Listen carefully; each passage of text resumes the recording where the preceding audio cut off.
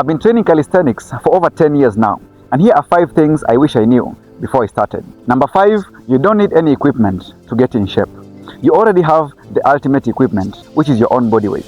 You don't need any fancy equipment apart from that. You only need to know how to use it for maximum gain. Number 4, real progress comes from progressive overload. Our muscles become stronger and bigger by adaptation in response to tension. To get stronger, you must gradually increase the tension you expose your muscles to. Progressive overload can be achieved by increasing the volume or doing a harder variation of the exercise. Number 3, just master the basics.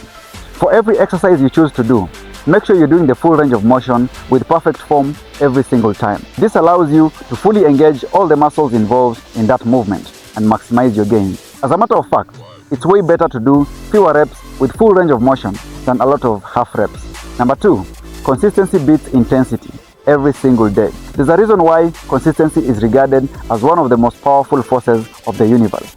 To effectively achieve consistency, you must view fitness as a lifestyle and not just a goal.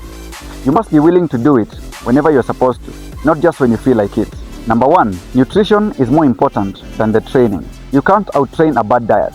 I personally experienced this, and I'm still seeing it in many people, even at the moment. You have to make sure that your diet is in check before you even start thinking of any exercises. Here's the only thing you need to fix for your diet and nutrition.